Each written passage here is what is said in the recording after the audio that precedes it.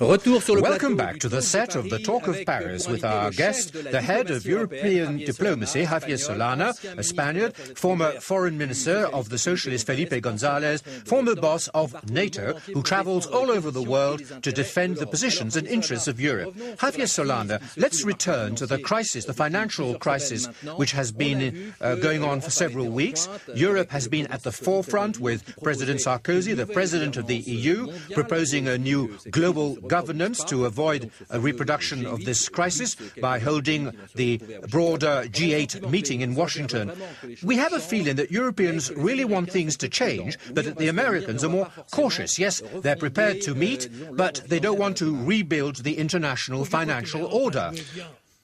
I think Europe has performed well, and I would like to underline the very active role of President Sarkozy as president of the EU, and I think that the 15th of November meeting in Washington will be extremely fruitful. I believe that this meeting will be very well prepared, and there will be a meeting of the EU before the summit so as to really put on the table the various positions, and the EU will be extremely active to carry on this work and develop the agenda. Now, this crisis is a global crisis. Let's be honest about it, which means that the solution should be global. For the very first time in history, there is such a meeting. Now, for the very first time, the most developed countries are convening, but in addition to that, they're inviting in the first day countries such as China, India, Brazil, and so on, because those countries also are responsible. They're responsible in this founding context in the setup of a new international financial framework. You mentioned the role of the President of the EU, Nicolas Sarkozy, a President of the EU who would like to stay on and who says, why not set up a new body in Europe that would enable the President of the EU, the current President of the EU, to become President of the Euro group, the 15 countries that have joined the Euro area, which would enable Nicolas Sarkozy to lead this group for 2 years. Are you in favor of this idea of extending his mandate within this Euro body?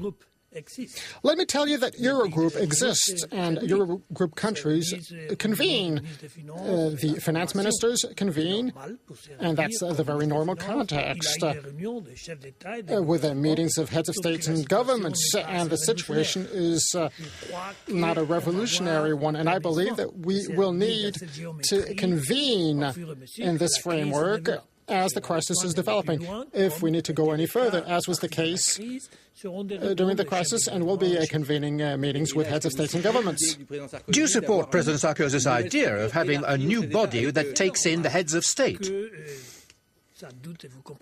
Now, that's quite normal. The presidents should be members of Eurogroup if we need to have meetings at the level of heads of state and governments. Now, that decision will be made by Eurogroup members, and President Sarkozy will keep working and playing that role until so we'll see in practice.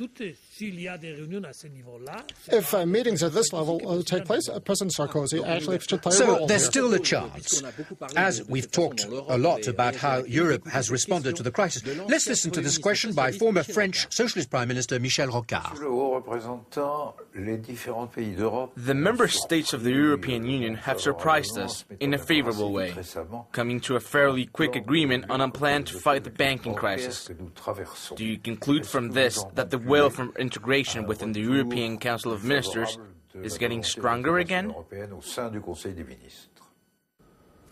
Your answer? Thank you, Michel, my dear friend. Thank you for the question. The answer is very clear. The answer is yes.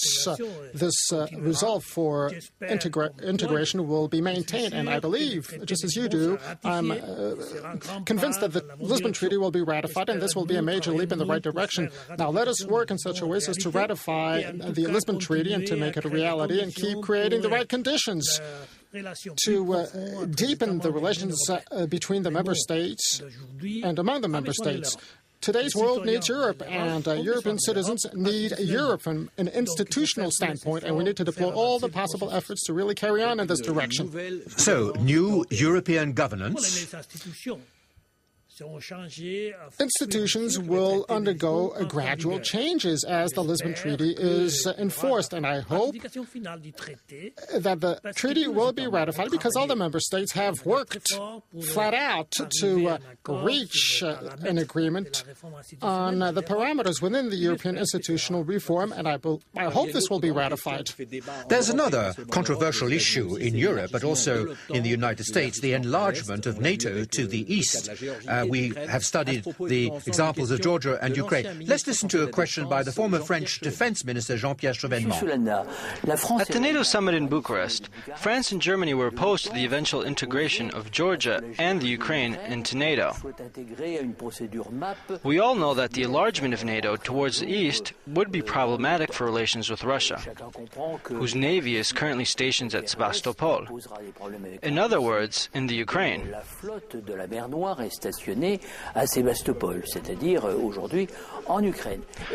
Are you favorable to this enlargement to the east?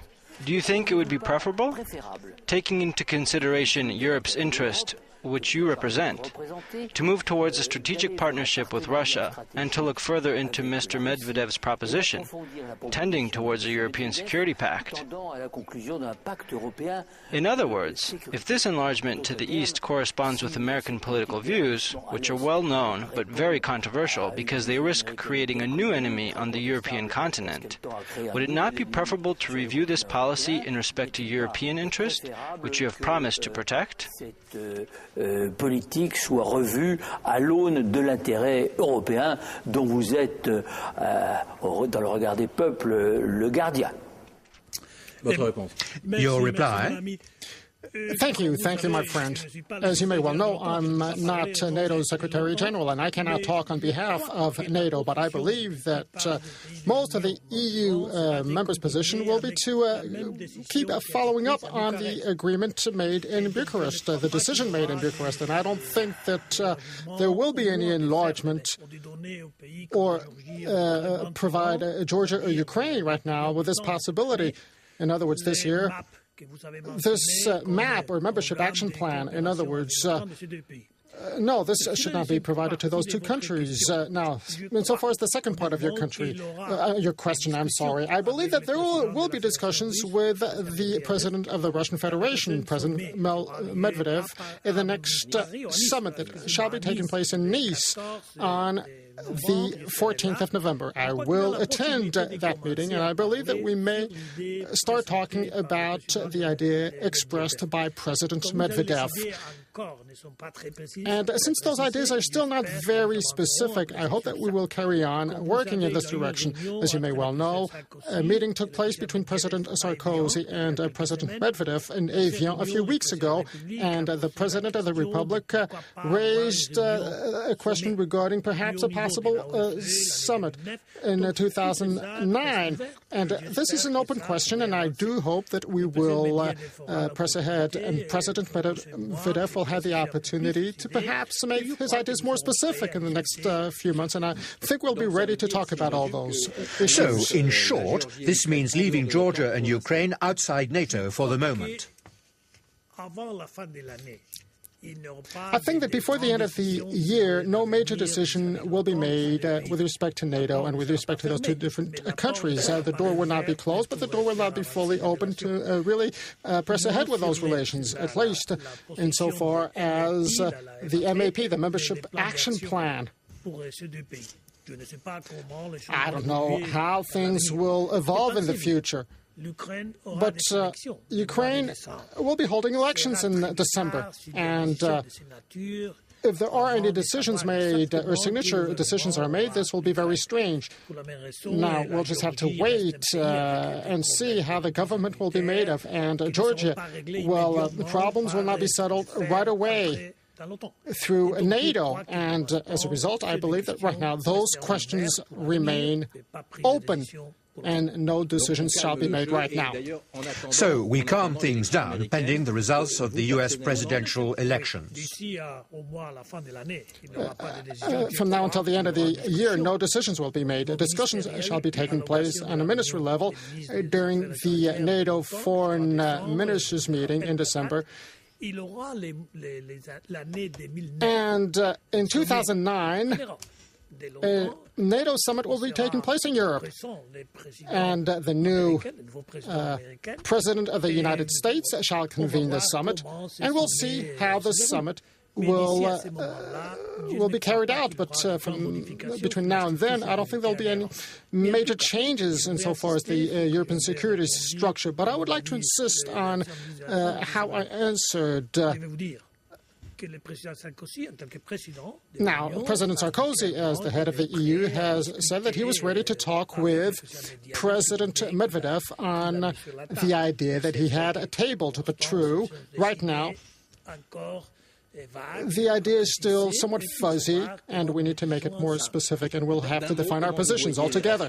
In short, how do you see relations between Europe and Russia?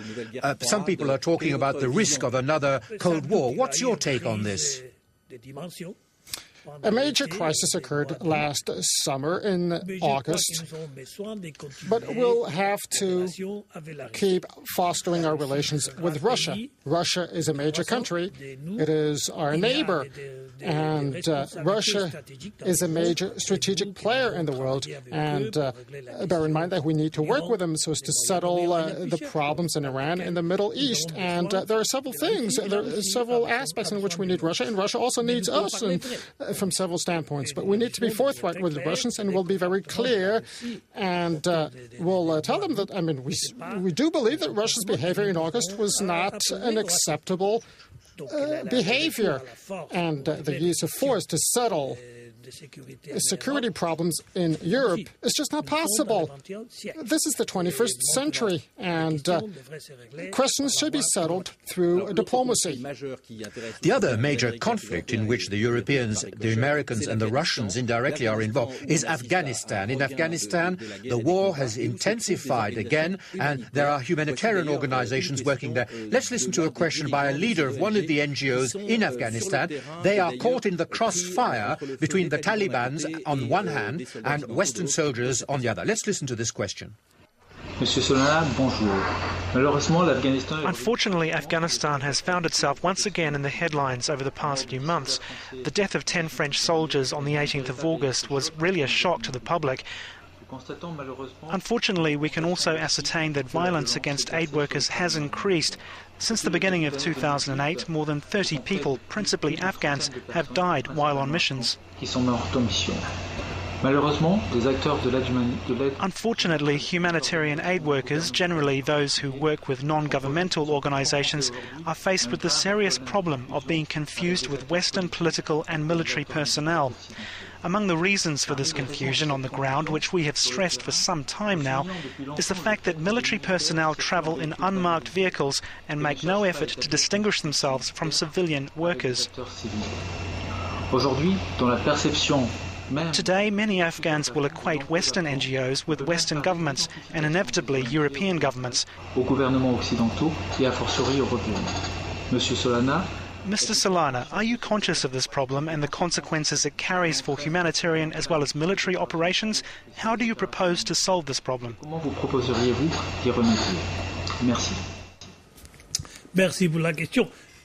Thank you for the question. Yes, I am aware of that. I go to Afghanistan quite often, and I know the security situation, and security is not really very good over there, and we need to settle that problem, and for that purpose we need to maintain troops on the field, military troops, but at the same time we also know that the final solution will not be a military solution. We'll have to negotiate a diplomatic solution, and that's why the initiatives that are now being set up so as to enhance stability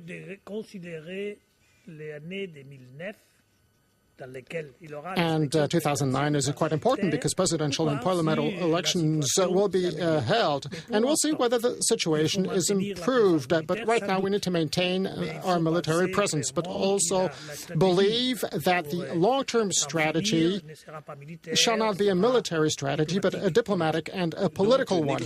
So, negotiations with moderate Taliban? I don't know what the word moderate Taliban means, but if moderate Talibans are those that want to get into the political arena, the Pashtuns, the answer is yes, but we're not going to work with the others that are not ready to get into political engagements. A final question on the U.S. presidential elections. What do you expect of this change of president? I think our expectations are high, and the relations with Europe are going to be maintained, and that we are going to be working. We are going to keep working on the major issues on the main agenda.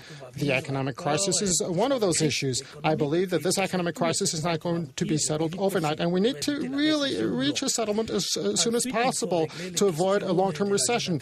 We also need to settle international questions. You mentioned 3 or 4 of them, but from my standpoint, the most important one is the Middle East peace process. This is a very old problem. It has prompted a lot of suffering and has destabilized the region. We know, as the Americans do, we know the parameters to settle the problem. It is now high time to really deploy all the efforts in cooperation with regional countries so as to reach an agreement and really engage ourselves further to really end up with an agreement. As Europe now speaks with one voice, who would be better for Europe? Obama or McCain? Well, the answer is difficult. I think that the better is for him to be supported by the people, by the American people. Thank you very much, Javier Solana, for having taken part in the Talk of Paris. Join us next week for another edition of Talk of Paris. See you very soon.